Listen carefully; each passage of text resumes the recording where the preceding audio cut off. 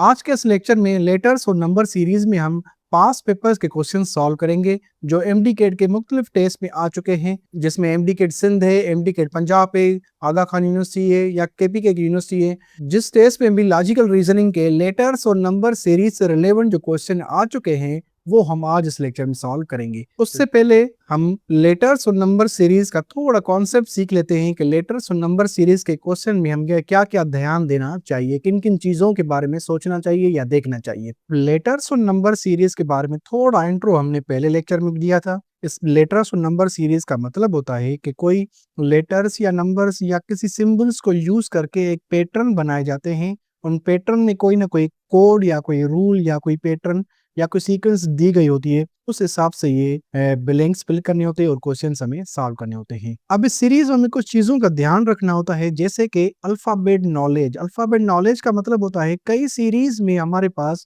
Letters को numbers के हिसाब से कोड किया जाता है, जिसमें कोडिंग कुछ इस तरह से होती है कि ए जो है वो इंग्लिश अल्फाबेट का फर्स्ट लेटर है तो A1 के बराबर होगा, बी सेकंड है तो B2 के बराबर होगा, इसी तरह Z26 है तो Z26 के बराबर होगा। अब देखिए ये कोडिंग का एक तरीका आप नोट कर लें कि इंग्लिश अल्फाबेट को नंबर से कैसे कोड किया जाता है, A को 1, B को 2, C को 3, इसी तरह Z को 26। एक और चीज आप नोट कर लें कि पैटर्न को आपने पहचानना है, मतलब जैसे जंपिंग लेटर्स हो, रिवर्सिंग हो या अल्टरनेटिंग लेटर्स हो। अब देखें जैसे सपोज करें A B C D, ये एक सीक्वेंस में लेटर्स है, पर कभी कभी सीक्वेंस ऐसे होती है, ए के बाद सी होता है, सी के बाद ई होता है, ई के बाद जी होता है। अब देखिए इन दोनों में एक लेटर्स जंपिंग लेटर्स है, मतलब अल्टरनेट लेटर्स हैं। बी मिसिंग है यहाँ पे डी मिसिंग है, यहाँ पे एफ मिसिंग है।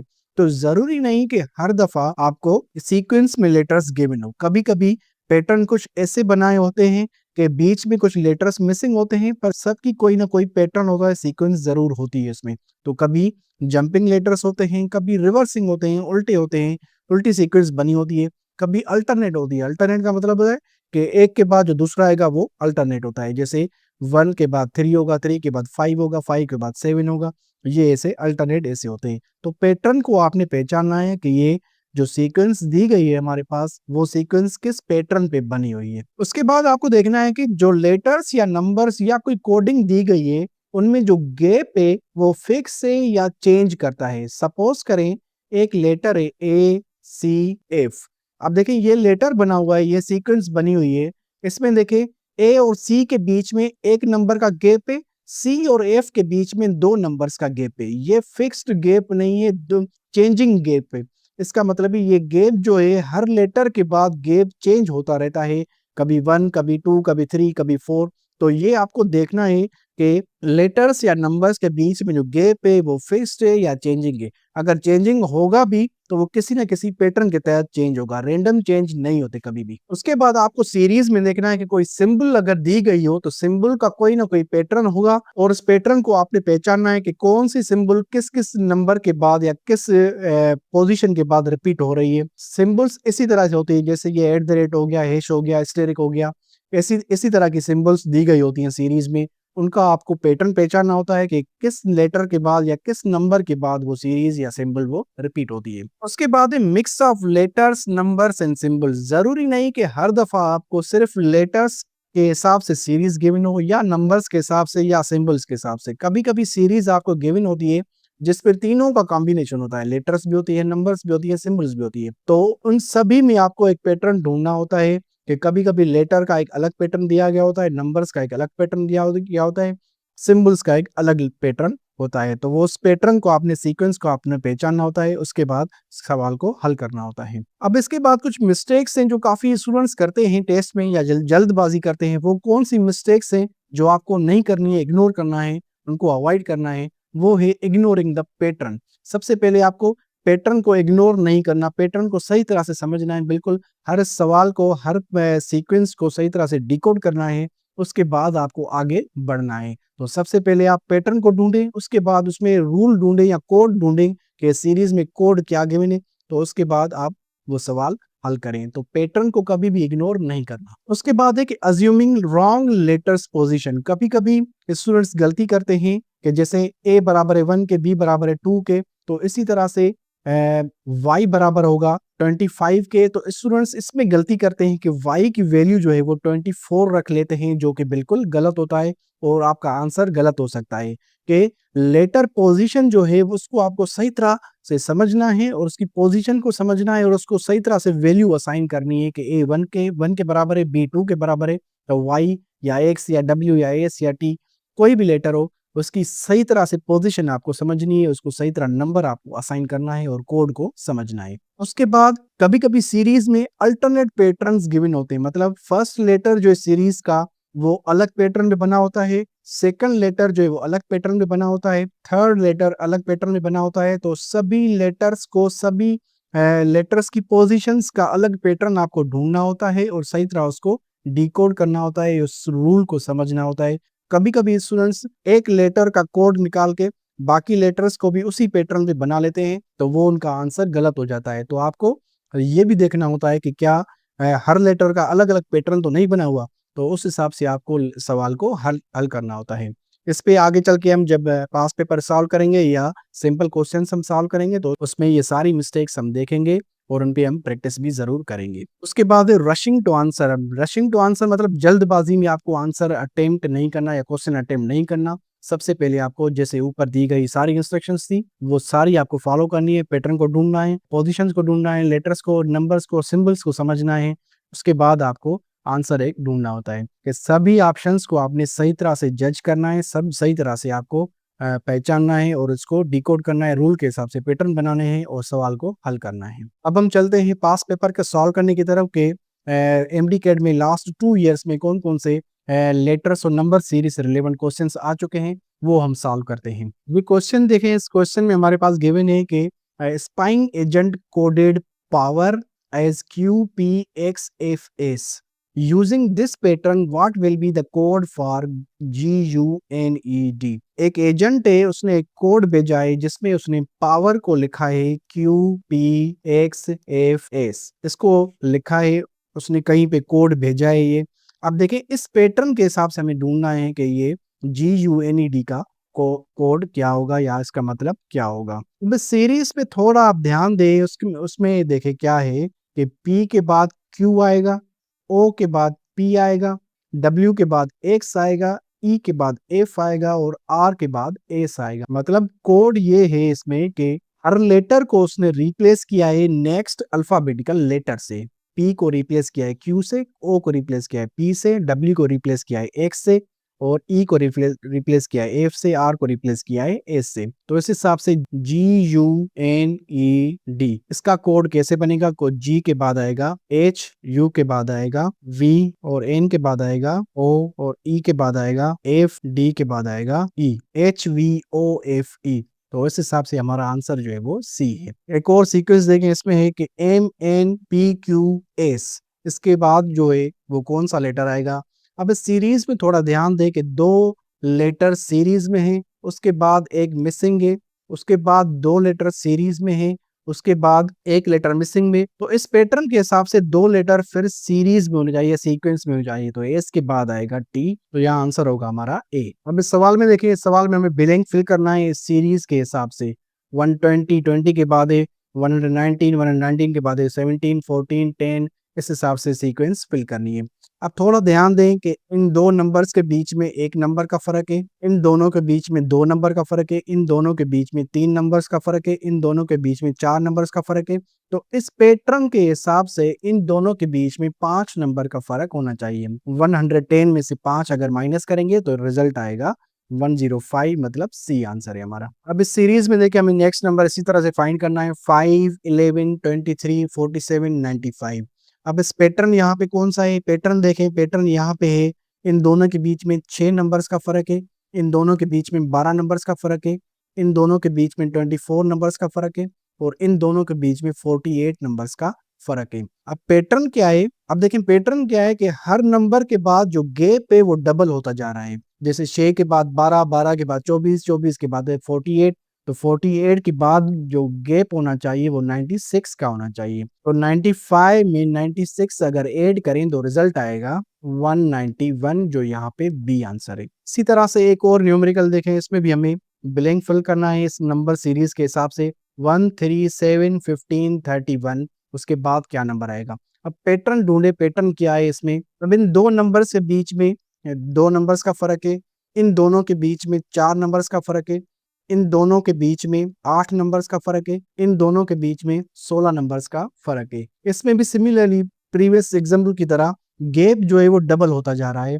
तो इस हिसाब से जो नेक्स्ट नंबर होगा उसमें 32 नंबर्स का फर्क होगा। तो 31 और 32 को ऐड करेंगे तो रिजल्ट आएगा हमारे पास 63, जो यहाँ पे बी आंसर है। ये सवाल बहुत ही इंपॉर्टेंट सवाल है।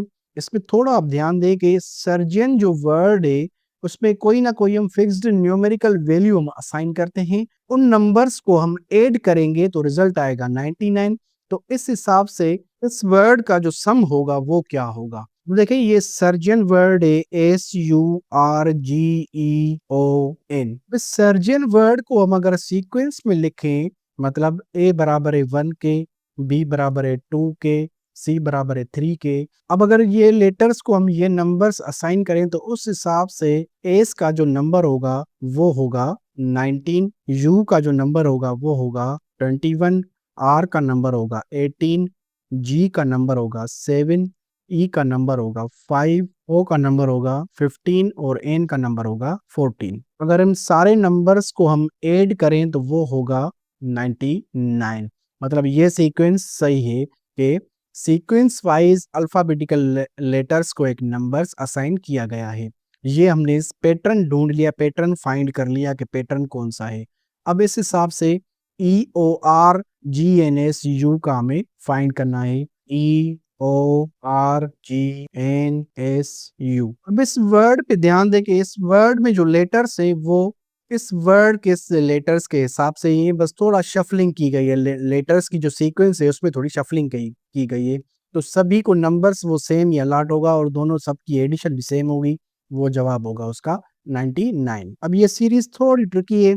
इसमें देखिए ये एक रिवर्स रूल पे बनी हुई है, रिवर्स अल्फाबेट या रिवर्स ऑर्डर के हिसाब से बनी हुई है। उस सीरीज को समझने के लिए हमने यहाँ पे एक इंग्लिश अल्फाबेट के लेटर्स लिखे हुए ऑलरेडी।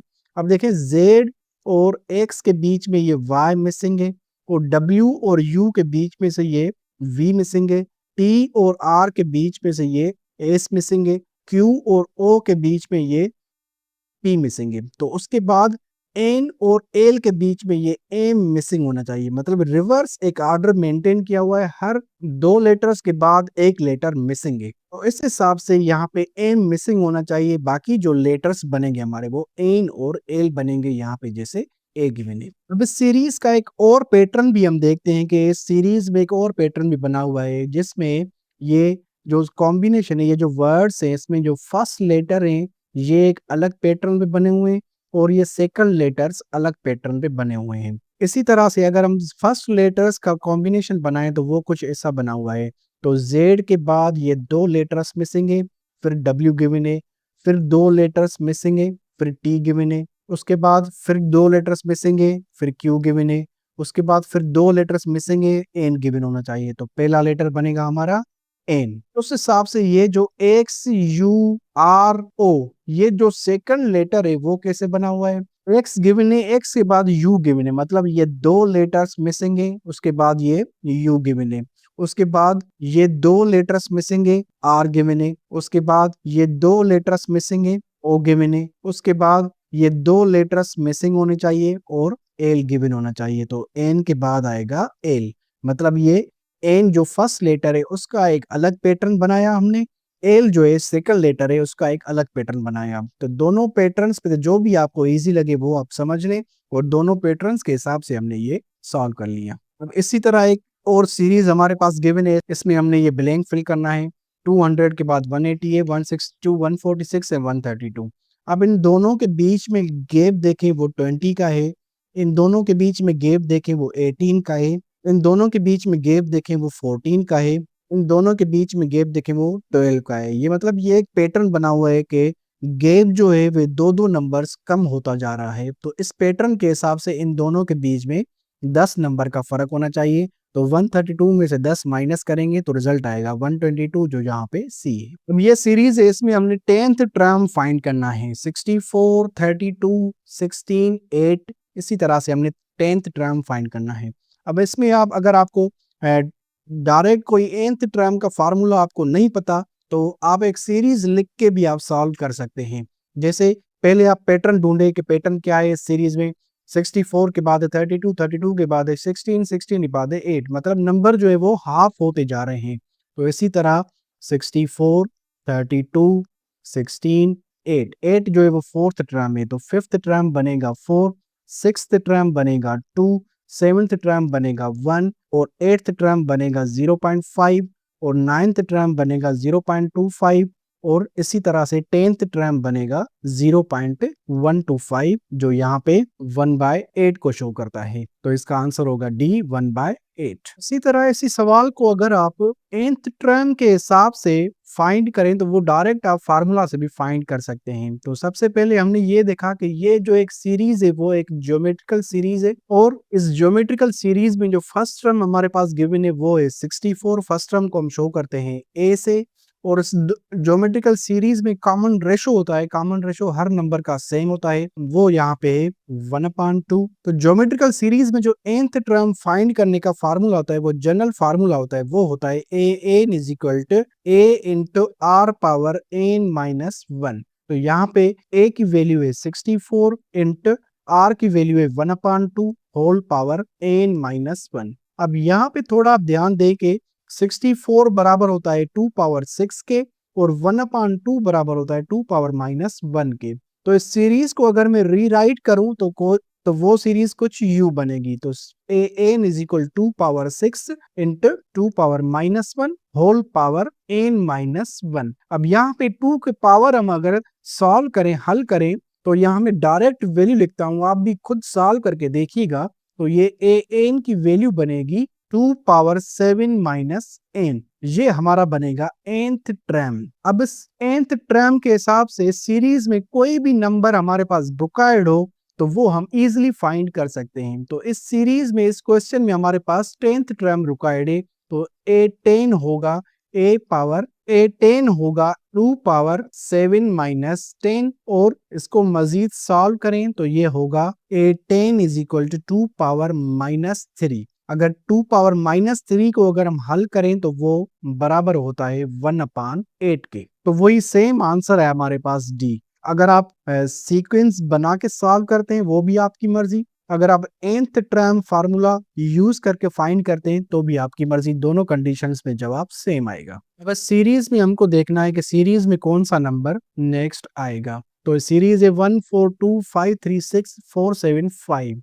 अब सीरीज में थोड़ा पैटर्न देखें, पैटर्न पे थोड़ा ध्यान दें या पैटर्न को ढूंढे के सीक्वेंस को ढूंढे, कौन सी सीक्वेंस या पैटर्न गिवन है। इसमें जो ये आठ पोजीशंस पे नंबर है, मतलब 1 के बाद जो थर्ड नंबर है, थर्ड के बाद जो फिफ्थ नंबर है, फिफ्थ के बाद जो सेवंथ नंबर है, सेवंथ के बाद जो नाइन्थ नंबर है, इनकी जो सीक्वेंस है वो अलग है। और ये जो सेकंड है, सेकंड नंबर के बाद फोर्थ नंबर है, फोर्थ नंबर के बाद सिक्स्थ है, सिक्स्थ के बाद एट है, तो 8 के बाद 10th होगा। इवन पोजीशन वाले नंबर से इनकी सीक्वेंस अलग बनी हुई है।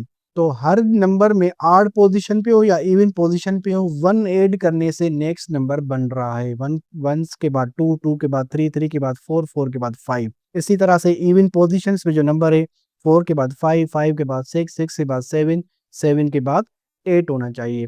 तो ये जो नेक्स्ट पोजीशन है, नेक्स्ट नंबर है, वो 10th पोजीशन है, मतलब वो जो नंबर है वो 10th पोजीशन है, वो 10 इवन होगा। तो इवन के हिसाब से यहाँ पे जो नंबर आएगा वो 8 आएगा। तो ये जवाब होगा 8। अब इस सीरीज को देखेंगे JEQHEOFEM,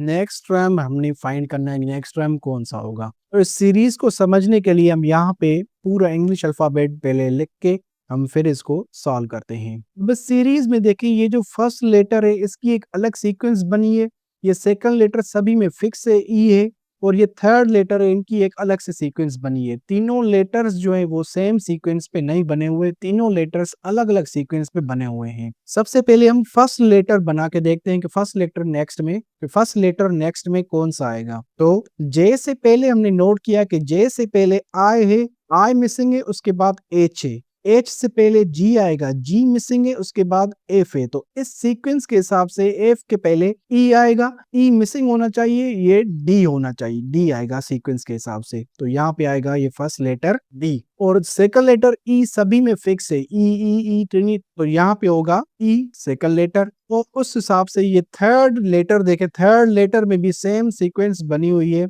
ये क्यू से देखे, क्यू से पहले पी होगा तो पी मिसिंग है, पी से पहले ओ आएगा तो ओ यहाँ पे गिवन है, और ओ से पहले एन होगा तो एन मिसिंग है, एन से पहले एम होगा तो एन यहाँ पे गिवन है, तो एम से पहले एल है तो एल मिसिंग होगा तो यहाँ पे के होना चाहिए, तो ये होगा डी ई के, तो यहाँ पे बी आंसर है। बस सीरीज में देखें, सीरीज में 15, 14, 12, 9, तो ये पैटर्न पहले देखें हम, पैटर्न कौन सा है इसमें, तो इन दोनों के बीच में एक नंबर का गैप है, इन दोनों के बीच में 2 नंबर्स का गैप है, इन दोनों के बीच में 3 नंबर्स का गैप है, तो इस पैटर्न के हिसाब से जो नेक्स्ट नंबर होगा उसमें 4 नंबर का गैप होना चाहिए, तो 9 में से 4 माइनस करेंगे तो जवाब आएगा 5, तो यहाँ पे ए है। तो ये थे कुछ पास पेपर्स में से लेटर्स और नंबर सीरीज के क्वेश्चंस। तो अगले लेक्चर में हम लेटर्स और नंबर सीरीज के मजीद हम प्रैक्टिस न्यूमेरिकल्स करेंगे, जिससे हमारा लेटर्स और नंबर सीरीज कंप्लीट हो जाए और सारे सीक्वेंस और सारे पैटर्न्स हम कंप्लीट कर लें और स्टडी कर लें, उनको समझ लें। तो मिलते हैं अगले लेक्चर में।